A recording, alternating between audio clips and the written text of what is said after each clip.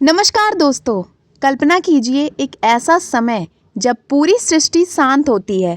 ना पक्षियों की चहचहाहट, न इंसानों की हलचल, बस एक गूंज ब्रह्मा जी की रचना की।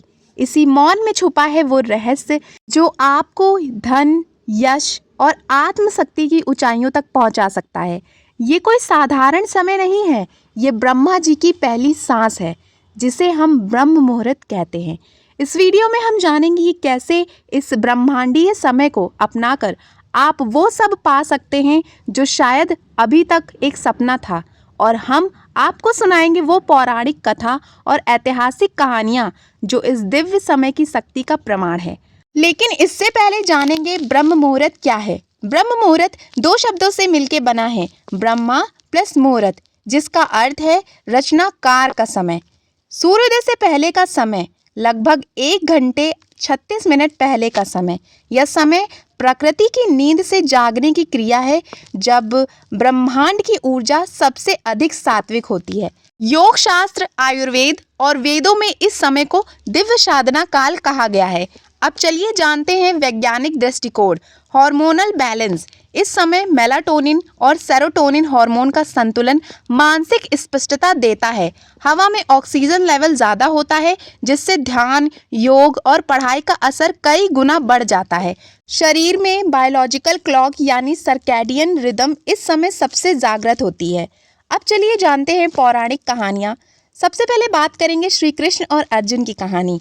महाभारत युद्ध से पहले श्री कृष्ण ने गीता का उपदेश ब्रह्म मुहूर्त में ही दिया था। अर्जुन की शंका और भ्रम इसी समय समाप्त हुआ और उन्हें आत्मज्ञान की प्राप्ति भी इसी समय हुई थी। अहिल्याबाई होलकर, अहिल्याबाई हर दिन ब्रह्म मुहूर्त में उठती थी, मंदिर जाती थी और फिर राजकाज संभालती थी।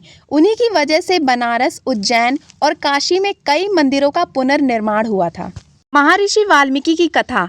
कभी एक डाकू हुआ करते थे वाल्मीकि, लेकिन ब्रह्म मुहूर्त में राम नाम जपने से उन्होंने वो शक्ति पाई कि रामायण जैसी महाग्रंथ की रचना की थी। चाणक्य की नीति, चाणक्य ब्रह्म मुहूर्त में उठकर रणनीति बनाते थे और इसी समय उन्होंने मौर्य साम्राज्य की नींव रखी थी।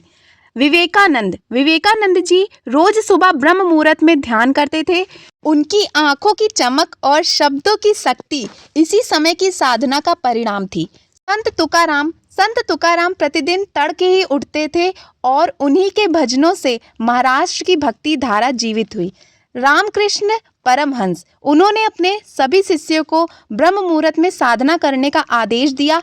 विवेकानंद की आत्म जागृति इसी समय की साधना का फल थी।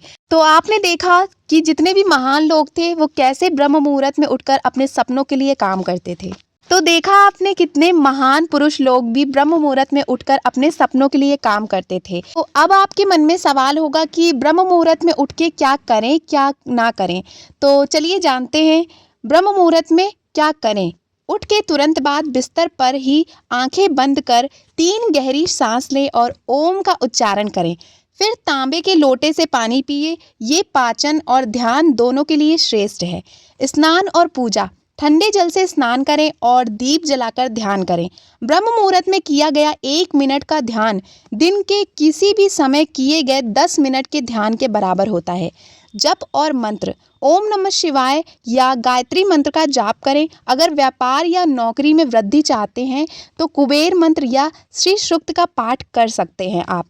संकल्प और लक्ष्य, इस समय बोले गए विचार और संकल्प ब्रह्मांड में गूंजते हैं।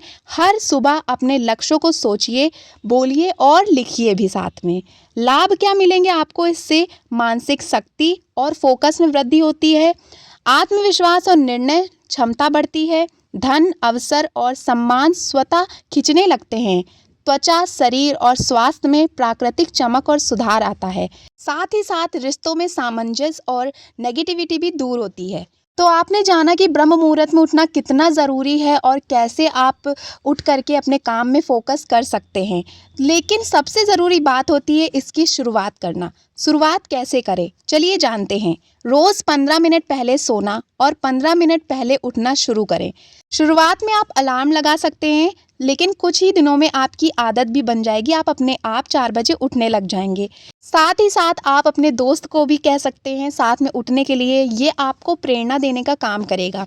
हर इंसान की ज़िंदगी में एक पल ऐसा आता है जब उसे खुद से मिलना होता है, वो पल ब्रह्म मुहूर्त हो सकता है। अगर आपने उस पल को पहचान लिया तो कोई ताकत नहीं है जो आपको रोक सकेगी। आज के बाद अगर आप ये निर्णय लेते हैं कि आप कल से ब्रह्म मुहूर्त में उठेंगे, तो समझ लीजिए आपने खुद को एक नया जन्म दे दिया है। ये सिर्फ एक सुबह नहीं है, ये आपकी दूसरी ज़िंदगी की शुरुआत है। अगर ये वीडियो आपके दिल को छू गया हो, अगर अब आपको लगता है कि आप वाकई कुछ बदलना चाहते हैं, तो एक काम कीजिए, इस वीडियो को अपने 3 करीबी लोगों के साथ ज़रूर शेयर करिए और सब्सक्राइब करना मत भूलिए, क्योंकि अगली वीडियो में हम आपको बताएंगे ब्रह्म मुहूर्त में 7 मिनट की एक गुप्त क्रिया जो आपकी किस्मत की दिशा को बदल सकती है। मिलते हैं अगली वीडियो में, तब तक के लिए खुश रहिए, स्वस्थ रहिए। हर हर महादेव।